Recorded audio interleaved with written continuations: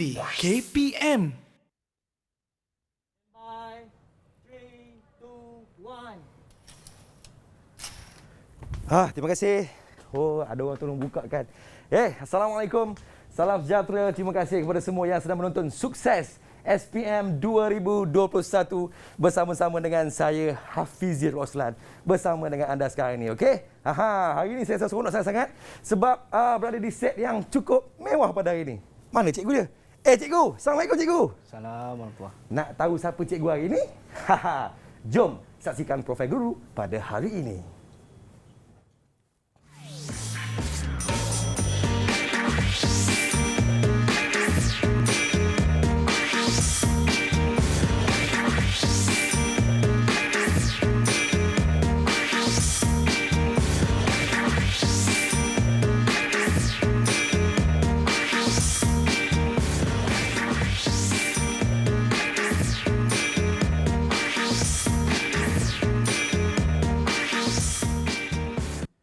Ya, terima kasih kepada semua yang sedang menonton Didik TV KPM dalam slot Sukses SPM 2021 dan anda sedang bertemankan saya Fizi bersama-sama dengan anda selama 1 jam pada hari ini. Kita akan bersama-sama dengan seorang guru. Kalau tadi, saya dah tegur dia dan nampak kan dia punya gerangannya. Kita bersama-sama dengan Cikgu Muhammad Adib Cik Hassan daripada Sekolah Menengah Kebangsaan Taman Tasik Teping. Seronoknya hari ini orang Taman Tasik Teping. Apa khabar cikgu? Baik. Cikgu sihat no? Sihat. Daripada Teping datang ke sini macam mana cikgu? Okey, jalan lancar. Alhamdulillah. Selamat semua. Selamat semua. Ya. Untuk pengetahuan anda, cikgu Adib kita ni di antara orang-orang kuat dalam bola sepak di negeri Perak cikgu ya? Oi, tidaklah. Kita typing je. Tiping je. Tapi kira okeylah cikgu ya. Okey. Baiklah hari ini kita bersama-sama dengan pelajar-pelajar yang akan bersama-sama dengan kita selama 1 jam di Sukses SPM 2021. Tapi sebelum tu cikgu, jom cikgu sama-sama kita kekalkan SOP kita. Di depan saya sekarang ni cikgu ada gel pembasmi kuman. Silakan cikgu. Okey, cikgu. Hari ini kita akan berbincang dengan topik apa cikgu hari ini cikgu? Pembinaan lestari. Pembinaan lestari cikgu? Ya.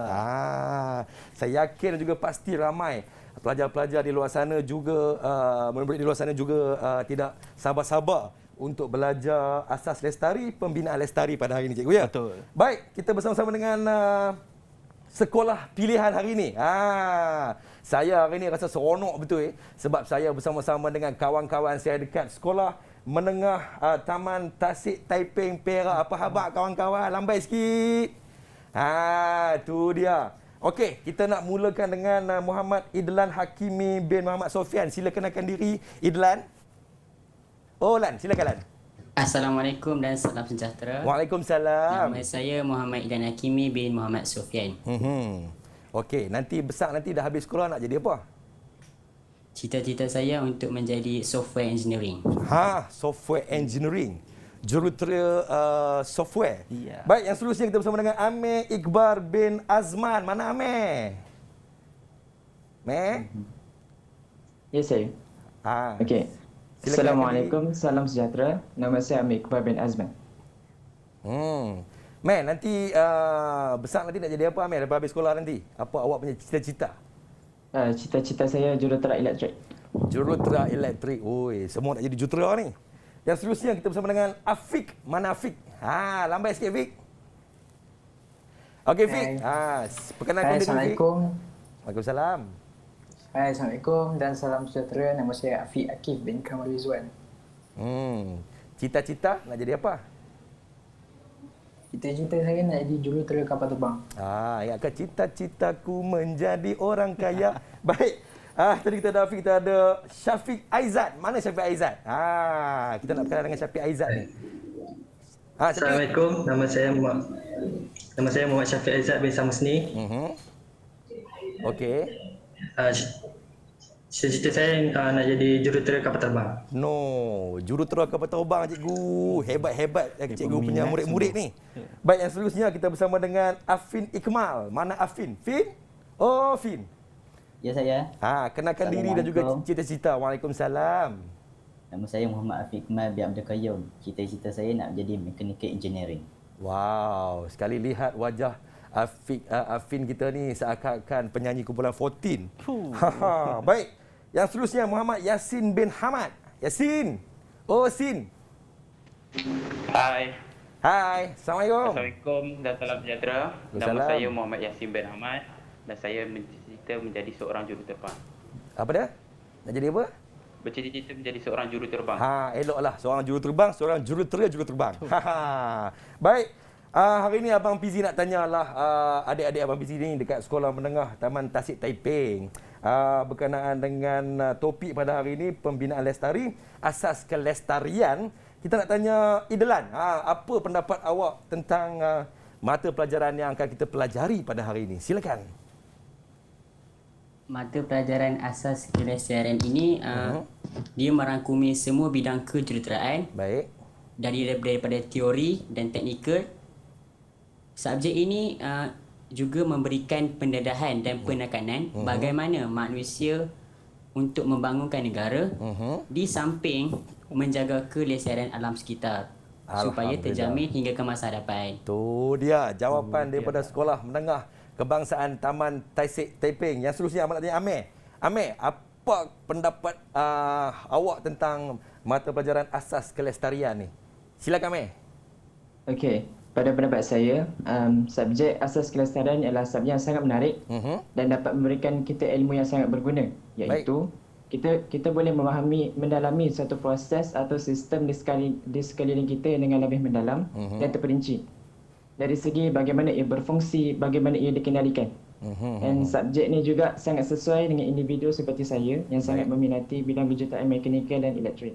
Alhamdulillah, itu dia jawapan yang sungguh ampuh daripada murid-murid Sekolah Menengah Kebangsaan Taman Tasik Taiping Perak. Okey, yang seterusnya. Afiq, komen sikit Afiq tentang mata pelajaran kita pada hari ini. Oh, tiba-tiba cakap Taiping. Silakan Afiq, silakan Afiq. Okay, bagi saya subjek ni merupakan subjek yang menarik dan subjek ini adalah subjek yang untuk mendidik kita supaya lebih mencintai alam sekitar. Subjek ni juga sangat sesuai bagi pelajar macam saya yang minat tentang kejuruteraan. Baik, terima kasih kepada adik-adik abang yang berada di SMK Taman Tasik Taiping. Cikgu, hari ini rasanya ramai pelajar-pelajar kita dah tak sabar-sabar untuk belajar asas kelestarian, pembinaan lestari. Betul. Kita akan berehat seketika, Cikgu. Okey. Kita akan kembali selepas ini di Sukses SPM 2021.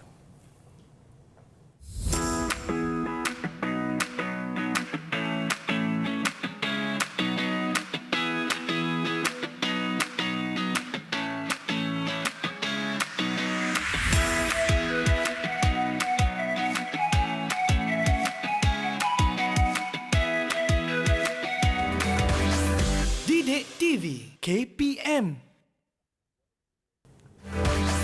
Didik TV KPM. Ya, murid-murid masuk kelas. Selamat menonton Sukses SPM 2021. Abang Fizi kat sini ditemani oleh Cikgu Idlan kita daripada Sekolah Menengah Cikgu Idlan, Cikgu Adib. Idlan mana pula ni? Idlan yang tu. Idlan yang tu. Okey. Daripada Sekolah Menengah Kebangsaan Taman Tasik Taiping Perak. Hari ini kita akan belajar tentang asas kelestarian pembinaan lestari. Baik Cikgu, silakan Cikgu mulakan. Okey, bismillahirrahmanirrahim. Assalamualaikum warahmatullahi wabarakatuh. Waalaikumsalam Cikgu. Okey, so kita hari ini kita akan belajar tentang bab 5 pembinaan lestari bagi bab tingkatan 5. Bab tingkatan 5 hanya 3 bab sahaja. 3 bab banyak, Cikgu 3 bab sahaja. So ini bab yang pertama untuk tingkatan 5. Okey, semua dah kenal nama saya. Tak perlu nak dicakap-cakap lagi lah ya. Okey, seterusnya. Baik, dalam pembinaan lestari, dalam topik ini lebih kurang ada 6 topik. Baik. So saya nak pentingkan hanya 2 sahaja topik dekat sini. Oh, 5.3 dengan 5.4 Cikgu. Ya, sebab ini topik yang akan berkait. Okey. Peringkat pra pembinaan dan satu lagi adalah peringkat pembinaan. Okey. Seterusnya, dalam peringkat pra pembinaan 5.3 pelajar-pelajar perlu tahu, murid-murid perlu tahu ada 6 perkara dekat sini. Murid mesti boleh memerihal peringkat pra pembinaan, menjelaskan peranan pihak yang terlibat dalam peringkat ni dan seterusnya sampai yang 5.3.6 mentaksir anggaran kos. Tapi saya tak akan sentuh semua. Baik Cikgu. Okey, saya hanya sentuh beberapa topik yang penting sahaja. Okey. Seterusnya kita tengok Okey, kita ulang kaji sikit. Dalam pra pembinaan, kita ada 7 tajuk.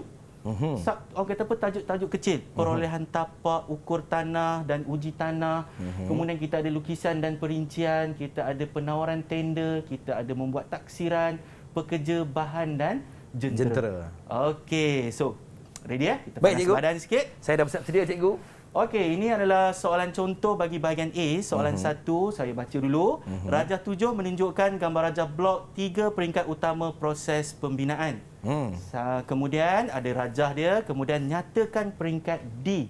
Dia ada jawapan dia A, B dan C. So, untuk permulaan ni saya akan bagi tahu macam mana kita nak tackle soalan tu. Macam mana, cikgu?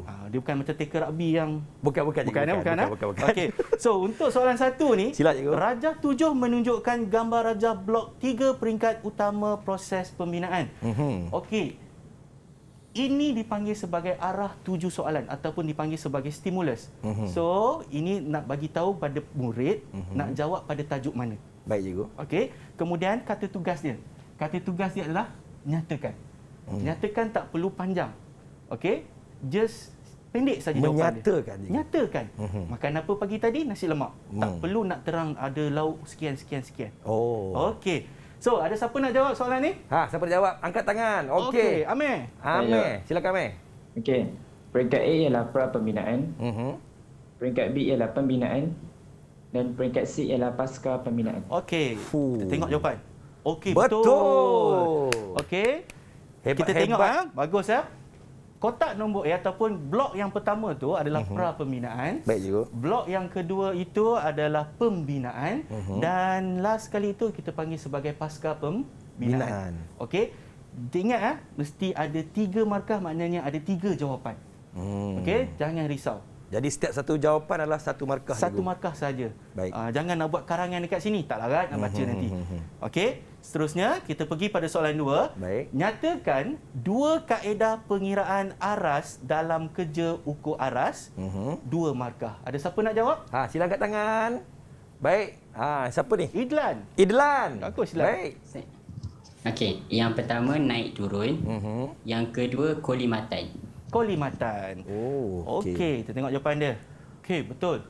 Cikgu nak tanya cikgu, kolimatan ni apa, cikgu? Kolimatan ni adalah kaedah pengiraan dia. So yang paling popular, baik, cikgu. Yang paling popular adalah kaedah naik turun. Naik turun. Okey, sebab bila banyak bacaan, bila kita banyak bacaan kita guna kaedah naik turun. Bila bacaan tu kurang, maksudnya kita ambil bacaan sangat kurang, kita gunakan kaedah kolimatan. Okey. So kita buat ulang kaji sedikit. Okey. So, ini adalah keratan rentas bagi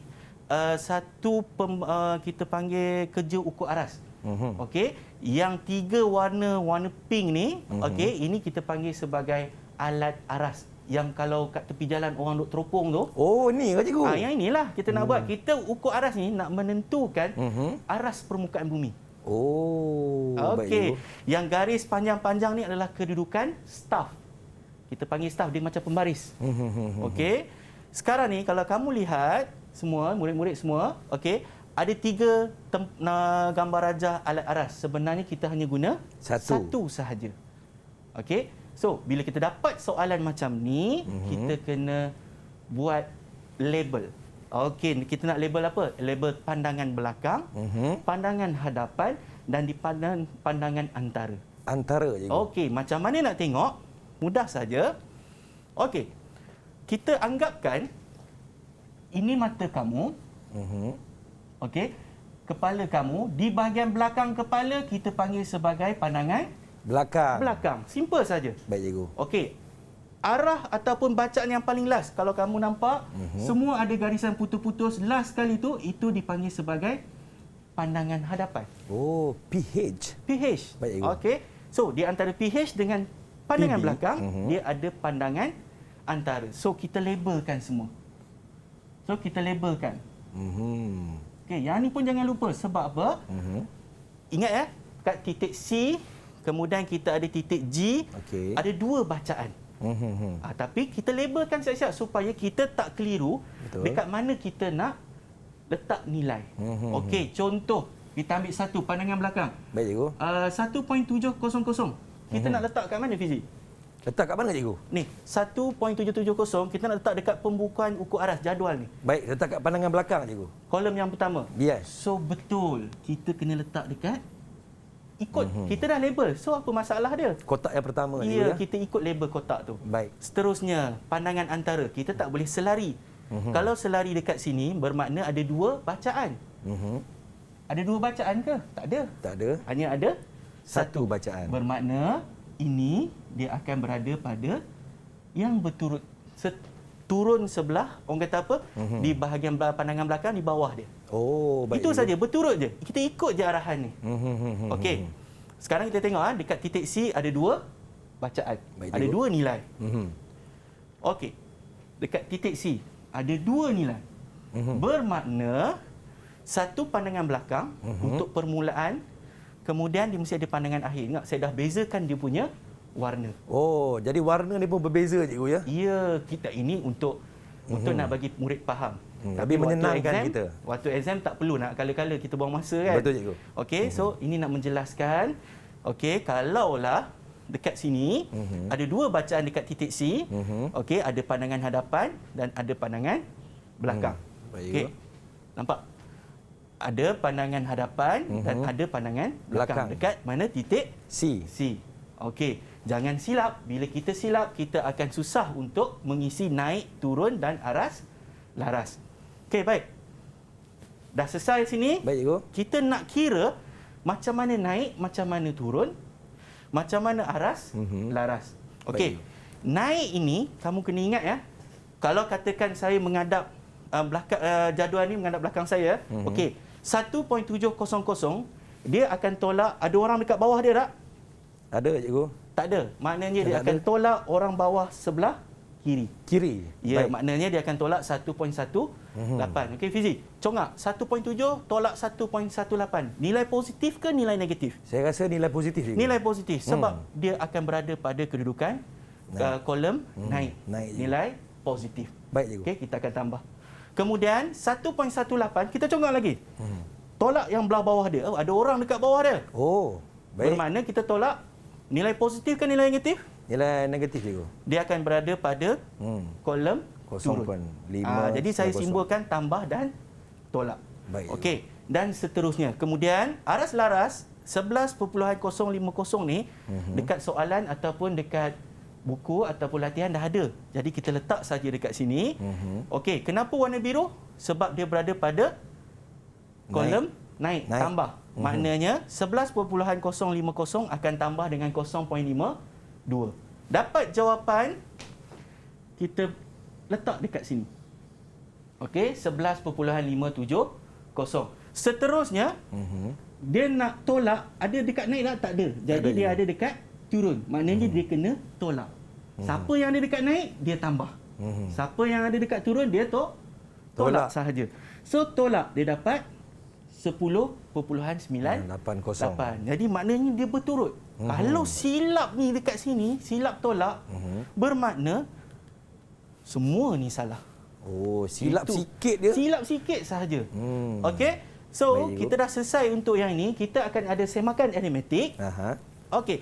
Semakan aritmetik, jumlah pandangan belakang. Okey. Yang mana jumlah pandangan belakang ada 3 bacaan kita jumlah. Tak payah nak buat congak-congak, tulis atas kertas, tak ada. Guna kalkulator. Okey. So, jumlahkan pandangan belakang, jumlahkan pandangan hadapan. Kemudian, kita tolak. Akan dapat negatif 3.086. Baru satu nilai kita dapat. Seterusnya, jumlahkan bahagian naik. Ada berapa je bacaan? 3 sahaja. Bila 3 bacaan, sikitlah nak tambah, tak ada masalah kan? Betul cikgu. Jumlahkan turun. Bila kita jumlahkan turun, kita tolak jumlah naik, tolak jumlah turun, dia akan dapat negatif 3.086. Sama tak? Sama. Sama cikgu. Dia mesti tak boleh buat 2 lah. Kita kena 3. Bila 3 baru kita dapat benda tu tepat. Betul cikgu. Okey, so yang last kali, aras laras yang terakhir, last kali yang kita kira aras laras tu, kita akan tolak dengan batu aras 1. Jawapannya dapat sama juga. Maknanya betul kamu punya pengiraan pembukuan ukur aras. Okey. Seterusnya. Baik cikgu. ralat sebenar, yang ni yang paling penting ni, nak tahu kita punya bacaan kita ni, pembukuan kita ni, kerja lapangan kita ni betul atau tidak. Ralat sebenar, batu aras 2 dekat soalan ataupun dekat kolom ni, dia dah tulis, tolak dengan aras laras yang terakhir. Okey, dia akan dapat jawapan 0.05. Belum habis lagi sebab kita ada rumus untuk mengesahkan okey, ralat yang paling maksimum. Kalau lebih pada tu, pembukuan ni dikira salah dan kena buat semula. Baik, cikgu. Okey. So, dia ada rumus dia dalam buku teks. Okey, kita masukkan nilai mana datang 0.24 ini datang daripada 240. 240 ni datang daripada mana pula? Jarak keseluruhan yang kita ambil. Okey. So, bila kita kira 0.06, itu had yang paling maksimum. Bila had yang paling maksimum, kita punya alamak 0.05 masih lagi dibenarkan. Kena nyatakan ya dalam soalan. Okey, ralat yang dibenarkan adalah 0.06. Okey, ralat yang kita dapat adalah 0.05. Okey? So, dibenarkan. Maksudnya betul lah kita punya pembukuan. Baik, cikgu. Okey. Kita tengok soalan 3. Okey, Rajah 5 menunjukkan kedudukan staf dan arat laras bagi kerja ukur aras. Ada gambar rajah, lengkapkan jadual 2. Ada siapa nak jawab? Siapa nak jawab? Angkat tangan, kawan-kawan. Saya, cikgu. Okay. Silakan. Okey, Afiq. Okey, jawapan pertama ialah pandangan belakang ditolakkan dengan pandangan antara. Kita akan dapat 0.340. Disebabkan dia positif, kita akan letak dia di kolom ni. Jawapan yang kedua ialah 87.340. Kita boleh dapat 87.340 ni sebab aras laras yang pertama ditambahkan dengan 0.340, kita akan dapat jawapan tersebut. Betul. Okey, untuk yang ketiga pula, pandangan antara ditolakkan dengan pandangan hadapan. Kita akan dapat negatif. Disebabkan negatif, kita akan letakkan di kolom turun. So, kita akan dapat 1.050. Itu untuk jawapan dia. Untuk aras laras pula, kita akan ambil 87340 tadi ditolakkan dengan turun. Kita akan dapat 86.290. Okey. Wow, sangat hebat jawapan daripada Afiq Akif. Okey, cerita dia betul. Okey, kedudukan dia. Satu ya, hati-hati dengan markah. Markah ada berapa? 4 markah. Okey, jangan gatal-gatal tengok alamak banyak kotak kosong lah nak kena isi. Semua pakat tulis nombor. Tak perlu. Hanya 4 saja kotak yang perlu diisi nombor. Baik, cikgu. Okey. Selepas ini kita akan belajar dengan lebih mendalam lagi tentang asas kelestarian pembinaan lestari ini. Kita rehat seketika, kita kembali selepas ini di Didik TV KPM. Didik TV KPM.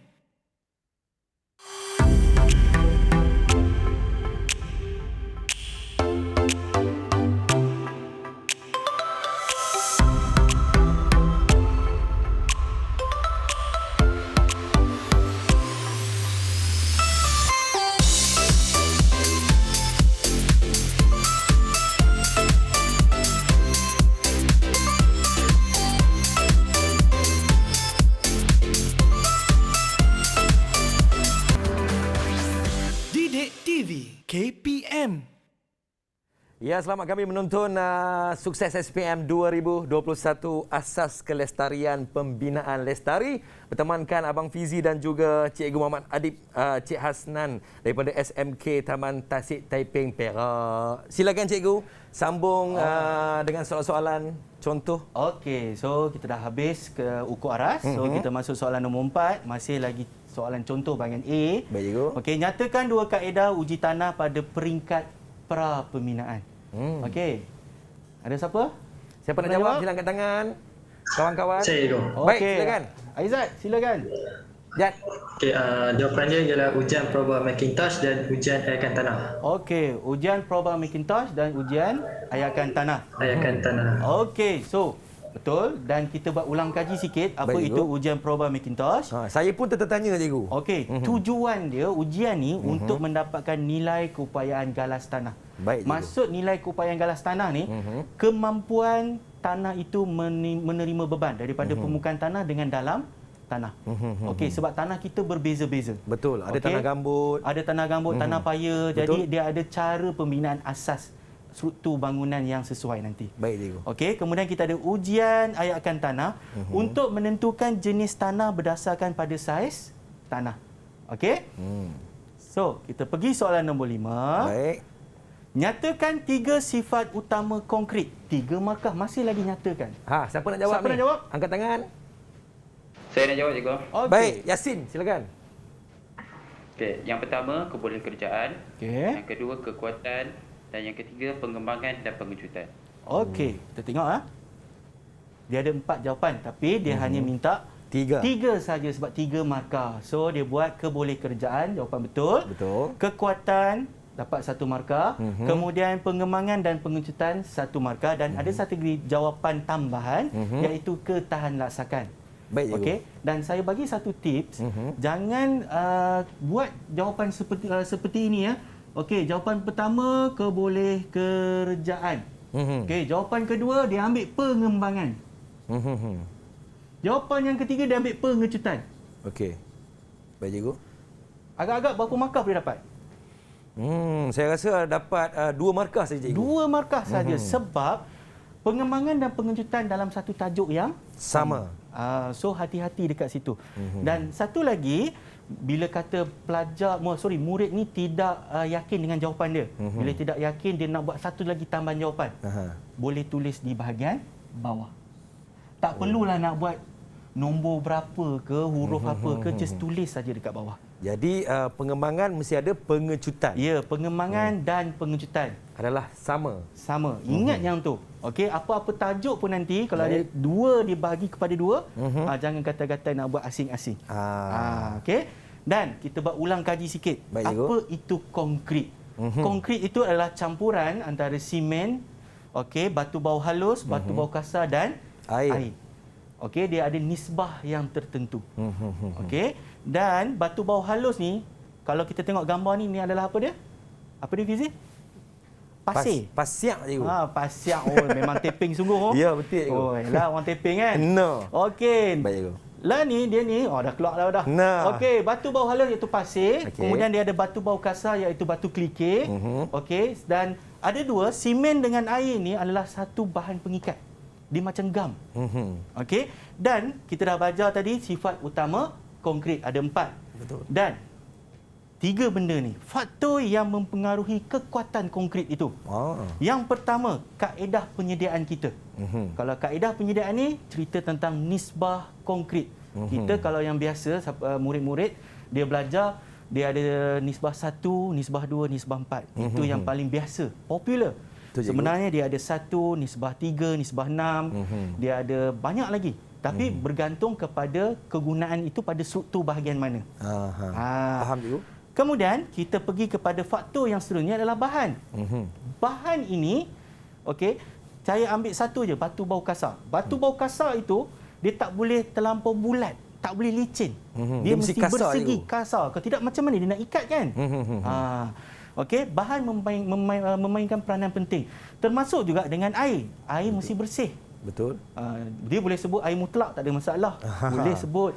Tapi dia panjang sikit lah nanti. Dia tulis air bersih sahaja. Betul. Tak perlu pakai air longkang, tak perlu pakai air yang ni. Kita takut ada bahan-bahan lain. Okey. Dan seterusnya, pengawetan.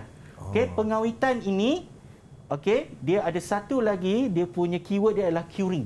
Proses curing. Curing, cikgu? Curing. K-U-R-I-N-G. Kita nak merawat konkrit itu. Okey, ada sebab dia. Okey.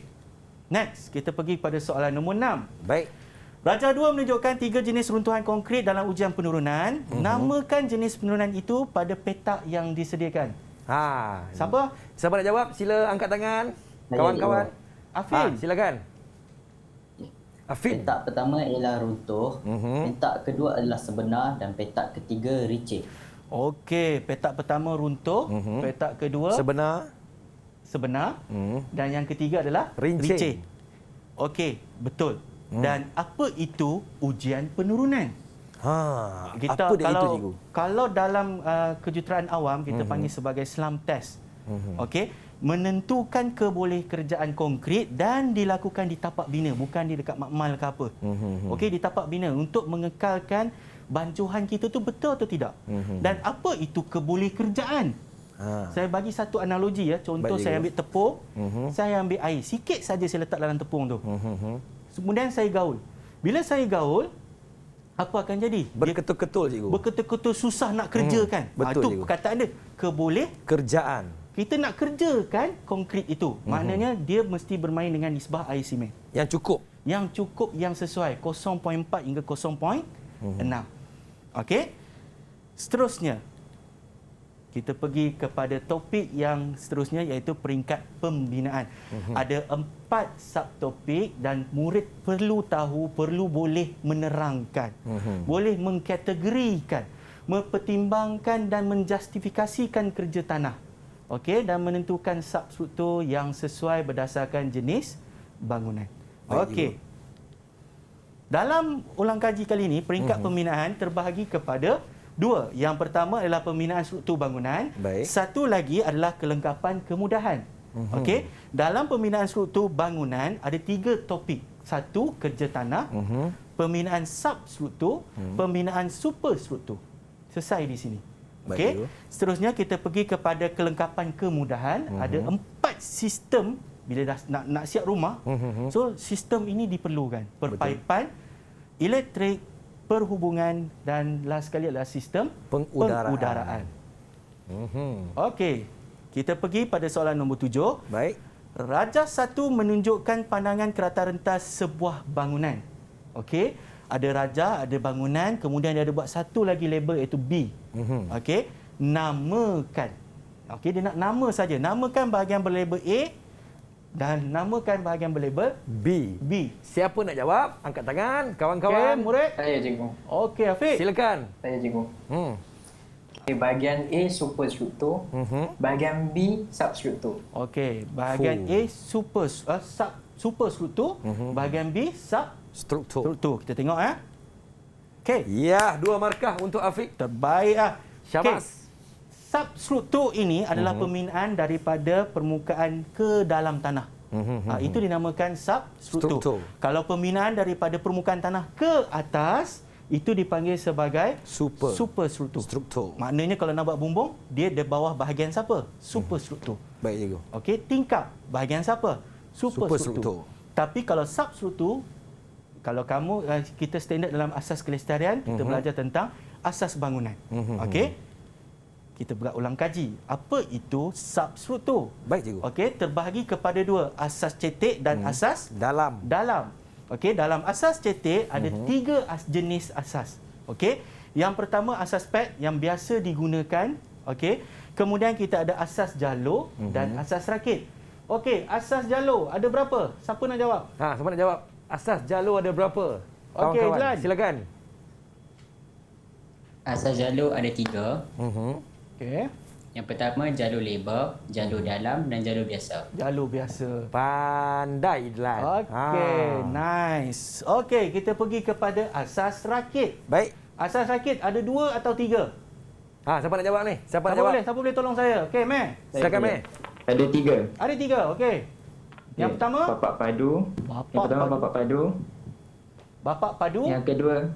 Yang kedua rasuk dan papak. Rasuk dan papak. Dan yang ketiga bersel. Bersel. Bapak padu. Senang nak ingat. Bapak padu senang nak ingat. Okey. Memang senang nak ingat. Baik. Okey, next kita pergi kepada asas dalam, iaitu asas cerucuk. Asas cerucuk dia bukan kira satu ya. Dia ada berapa? 2 ke 3? Ada berapa kawan-kawan? Kawan-kawan siapa nak jawab angkat tangan. Asas cerucuk. Asas cerucuk? Semua buat tak tahu, semua buat tak tahu. Afiq. Silakan. Silakan Afiq.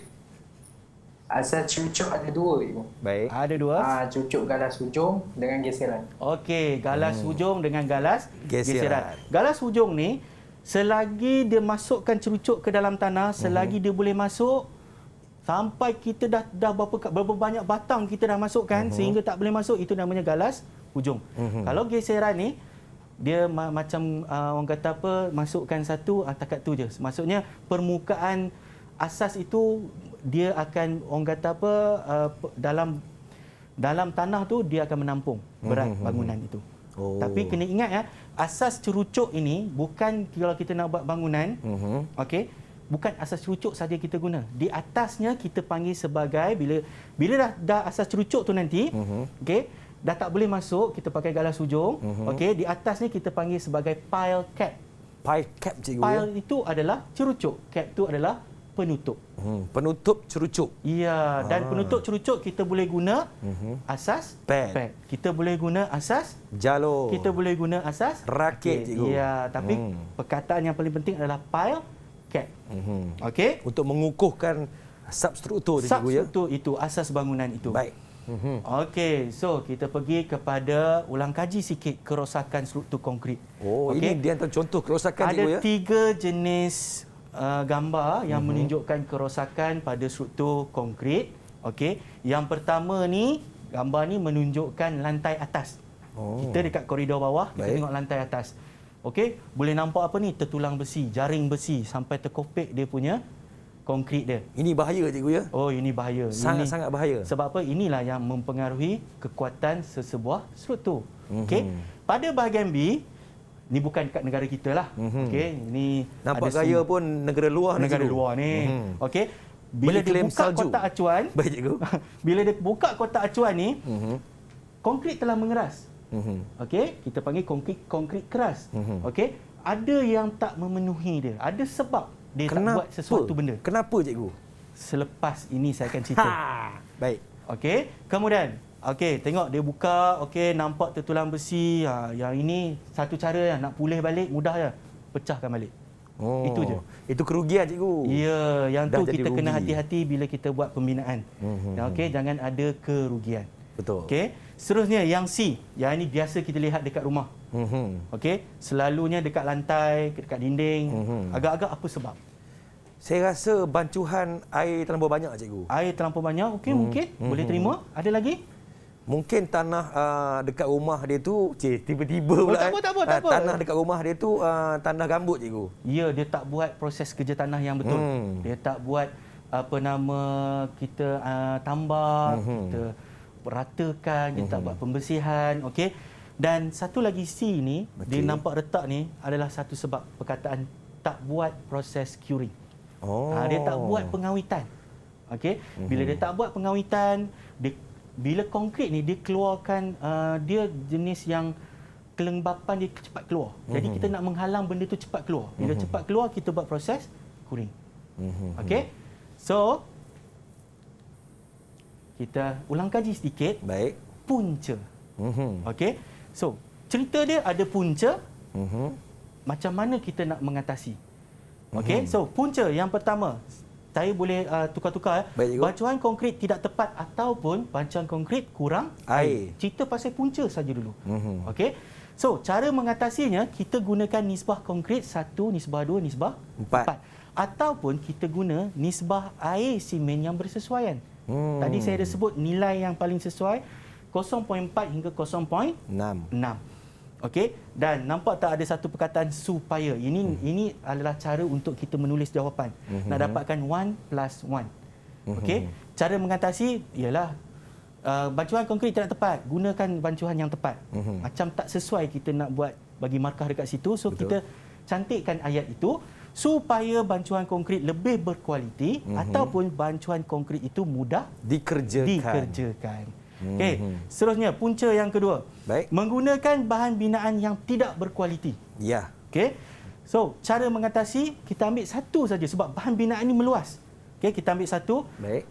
Batu bau yang mengikut saiz dan bentuk yang bersegi.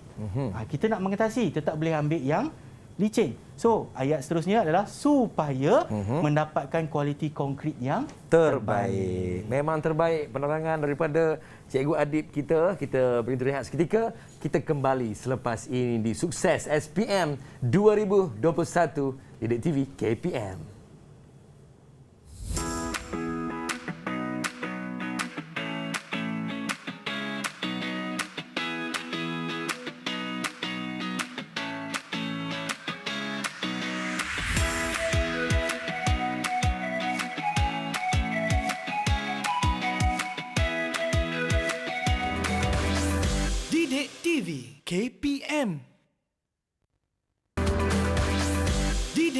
TV KPM. Ya, asas kelestarian pembinaan lestari itulah topik kita pada hari ini dan anda sedang menonton Sukses SPM 2021 bertemankan saya Fizi dan juga Cikgu Muhammad Adib. Cikgu, tadi kalau kita dapat ulang kaji tentang punca dan juga cara mengatasinya, dah ada dua. Boleh sambung Cikgu? Boleh ya? Silakan Cikgu. Okey, so kita sambung sikit lagi. Okey, so punca yang ketiga. Okey, tadi kita tengok ada gambar, ada 3 gambar kan yang boleh nampak tertulang keluli tu kalau lantai atas. Memasang tertulang ini punca ya, memasang tertulang besi ataupun tertulang jaring yang tidak mengikut jarak yang telah ditetapkan dan aturan dia. So, cara nak mengatasinya, memasang ataupun menggunakan tertulang besi yang sesuai dan tepat aturan dia. Aturan ni adalah jarak antara tertulang besi dengan tertulang besi yang lain. Besi yang lain. Antara orang kata apa, kotak acuan, tertulang besi, dia ada penjarak dekat situ. Itu yang wajib tu. Okey, so supaya apa? Okey, supaya struktur konkrit dapat menerima beban bangunan. Okey, punca yang keempat, pembinaan ataupun pemasangan kotak acuan yang tidak kemas. So, cara mengatasi perlu diikat dengan kemas mengikut spesifikasi yang dikendaki. Maksudnya, kalau tiang tu ukuran macam ni, kena ikutlah. Okey, supaya apa? Konkrit itu mengeras mengikut saiz yang ditetapkan dan dapat menerima beban. Okey, punca yang kelima, kaedah peletakan penuangan konkrit yang salah. Okey. Jadi cara mengatasi konkrit basah yang ni belum mengeras ya. Perlu dituang tidak lebih tinggi dia 1.5 meter. Kalau tidak, supaya apa dia kata sini, supaya tidak berlakunya pengasingan. Apa itu pengasingan? Pemisahan batu bau daripada bahan pengikat. Kita ada 2 jenis batu bau halus, batu bau kasar. Sebab tu nanti kekuatan dia akan lemah. Okey. Kemudian kita tengok punca yang keenam, cara peletakan konkrit yang tergopoh-gapah, kelang kabut. Relax. Sebenarnya konkrit basah cara mengatasi ya, perlu dituang dalam tempoh 30 minit. Lebih dikeras Betul. Air dah keluarlah. Okey. Dan supaya pengerasan konkrit itu tidak terjejas. Maknanya dia cantik, matang. Okey. Yang ketujuh, kotak acuan melekat dengan konkrit keras. Macam kita buat kek, kalau tak sapu apa, margarin, dia akan melekat dengan acuan. Betul cikgu. So, ejen pelepasan disapu pada bahagian dalam kotak acuan supaya tidak melekat dan mudah ditanggalkan. Ditanggalkan memang tinggal terus kalau rosak kan. Dia kalau sakit hati tinggal je. Tinggal ya. Okey. So punca yang ke-8 iaitu pemadatan konkrit basah yang terlampau lama. Kita buat pemadatan, vibration yang terlampau lama. Okey, ataupun buat sekejap tak sampai 5 minit angkat. Itu pun dia akan menyebabkan kelemahan pada konkrit. So cara mengatasi dia perlu dilakukan dengan masa yang mencukupi. Jadi syarat dia supaya apa? Mengelakkan daripada penjujuhan. Ini apabila buat proses pemadatan terlampau lama. Apa itu penjujuhan? Apa dia cikgu? Pemisahan air dan simen daripada batu bau yang menyebabkan kelemahan dalam konkrit. Air itu berada di atas. Yang lain-lain bahan dalam tu ada kat bawah. Ada kat bahagian bawah. So dia akan cepat rosak. Dia tak akan kuat, dia akan lemah. So, ada keyword tadi, pengasingan. Kita ada penjujuhan. Ini keyword semua. Kalau disebut, dia ada ni ya. Ada markah. Kemudian, punca yang ke-9. Okey, tempoh kotak acuan dibuka terlampau singkat. So, cara mengatasi dia kena ikut masa yang ditetapkan. Supaya apa? Kekuatan konkrit itu dapat dicapai. Punca yang ke-10, proses curing tidak dilakukan dalam tempoh yang singkat. So kena buat proses curing dengan kaedah apa? Siraman ataupun menyapukan bahan kimia supaya kelembapan konkrit tidak hilang dengan cepat. So itulah namanya curing. Okey, pengawalan kandungan kelembapan dan suhu konkrit selepas diletakkan konkrit itu. Baik cikgu. Okey. So soalan 8. Darjah 3 menunjukkan gambaran bawah lantai atas yang mengalami kerosakan. Nyatakan kemungkinan yang menyebabkan kerosakan itu berlaku. 4 markah, maksudnya ada 4 perkara bercerita. Siapa nak jawab? Kawan-kawan sekolah menengah, Taman Tasik, silakan Mei. Come on, Mei. Yang pertama, bacaan konkrit kurang air. Okey, nice. Yang kedua, kotak acuan melekat dengan konkrit keras. Okey. Yang ketiga, memasang tertulang besi yang tidak mengikut jarak dan aturan yang telah ditetapkan. Ya. Okay, yang keempat, pembinaan kotak acuan yang tidak kemas. Sebab gambar tadi adalah gambar lantai atas kan? Okey, kita tengok jawapan dia. Betul. Ada 4 markah. 4 markah dapat. Okey, dalam ini contoh soalan contoh bagi bahagian B. Baik, cikgu. Okey. Dia minta 4 markah, kamu bagi lebih pun tak ada masalah apa. Kita backup. So, satu lagi saya backupkan untuk dia. Pemadatan konkrit basah terlampau lama dan tidak mencukupi. Okey, next kita pergi soalan B. Terangkan kaedah yang terbaik bagi mengatasi kerosakan itu. Siapa nak jawab? Kawan-kawan sila angkat tangan. Baik. Okey, Idlan Hakimi. Okey. Yang pertama, nisbah air bersesuaian supaya bancuan konkrit mudah dikerjakan. Okey. Yang kedua, ejen pelepasan disapu pada bahagian kotak acuan supaya tidak melekat dan mudah ditanggalkan. Yang ketiga pula, kita memasang tertulang besi dengan aturan yang tepat dengan menggunakan penjarak supaya struktur itu dapat menerima beban bangunan dan tertulang besi tidak akan kelihatan. Dan yang keempat, kotak acuan perlu diikat dengan kemas supaya konkrit mengeras mengikut saiz yang ditetapkan dan dapat menerima beban dengan sepenuhnya. Okey. Itu dia. So, kita tengok 8 markah. So, dia kena relate dengan soalan A tadi. Baik. Okey, bila kita relate, kita kena ceritalah tadi sebab apa. So, macam mana nak mengatasi nisbah air simen yang bersesuaian supaya kita tambah ayat yang warna hijau pula, bancuan konkrit mudah dikeriakan pula. Dikeriakan, cikgu? Ya, kita tambah sikit. Apa susah. Kita buat dikerjakan. Okey, seterusnya. Baik. Ejen pelepasan disapu pada bahagian dalam kotak acuan. Maknanya kita boleh sapu minyak.